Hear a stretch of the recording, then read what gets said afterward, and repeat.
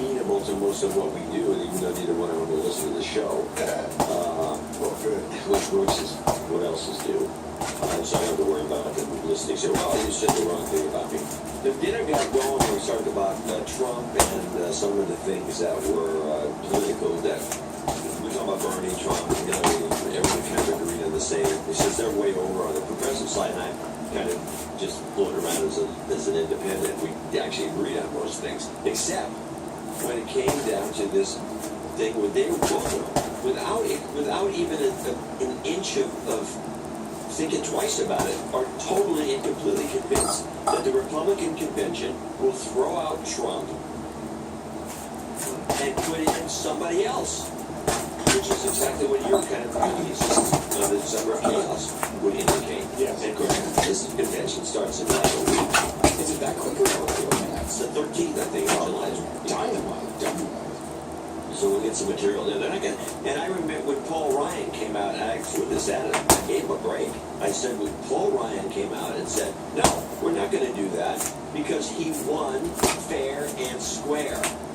That, to me, was the nail in the coffin. They're not going to boot Trump out. It's interesting that you mentioned this because I was reading this morning. I didn't say it. I'll go back and find it for the show notes. There was an article saying that the person who can actually change anything at the convention is Paul Ryan.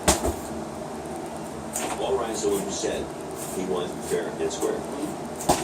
Now, a politician is lying? Oh my gosh. Despite that, the two of them said, no, that's no. They can't run for Trump. There's no chance of running. They're not going to do it. And I said immediately, as I always do, because I've taken so much money from these guys over the years, so much, it's unbelievable how many bets they lose. I said, okay, $100. And they know I'm going to lose, because I do it constantly. And they both were going to do the $100 bet, but then they both backed off. They went to 50. I said, well, that always pays for the deal in the wine. And so I'll take the 50, and so we made the bet on 50 that Trump's not going to walk out of the convention with the nomination. And I'm just flabbergasted that they took this bet, and they were giving each other high fives after the bet, thinking they've got it made. They're taking $50 from it. They're not kidding. And they think this because they're hopeful that there'll be some alternative for them to vote for besides Hillary, obviously?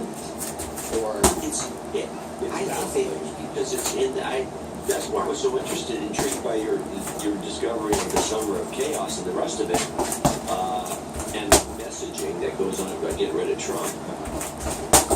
That's why I was so intrigued by that, because I'm now convinced in the milieu. It's not just in the milieu. There must be operatives in media and other places propagating this. That's how that works.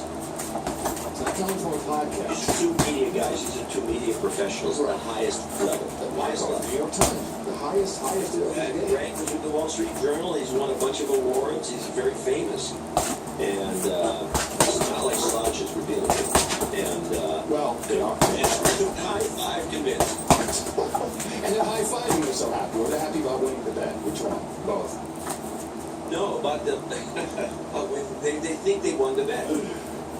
Although they would go for 100. That's the thing we have in America. He's so happy about this. Once you just up it to 100. I almost pulled it off. I should have used more salesmanship. I think I could have. Now, did you lock the frames? I mean, No, it's pretty... Did you tell them that we had a statement called the Obots and or it? I did. Oh, I did. Yeah, I did. I kind of did. And I said, this is interesting too. I said, well, this is going to be great. This is going to be like my version of Adam's dinner with the Obots. And Markoff says, what's an Obot? Hey, do you have a mirror? We'll show you. It's another installment of... And with that, I'd like to thank you for your courage and saying good morning to you, John C. What does he stands for? Dvorak. And good morning to you, Mr. Adam Curry. Also, good morning to all boots in the ground, feet in the air, subs in the water, days and nights, and all the feet up there. And good morning to our office. And good morning to Nick the Rat. The Rat is back again. Brought us the artwork for episode 840. He really gets it. He really understands how. There was a late piece that came in. Martin Page had they had the competitor, and they said they didn't pick me. But Martin JJ, he said came in late that we didn't see during the Brexit discussion, Oh, yeah. which I'm going to put on Twitter. Because I'm posting the Brexit part on Twitter because we got so much of it. Yeah, the real divorce. You should look at this thing.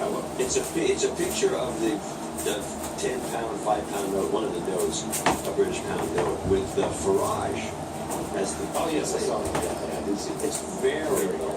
Well, Nick did the line robot with the long nose, which was conceptually very nice. The guy with the thrown in there as a prime example of how we appreciate it.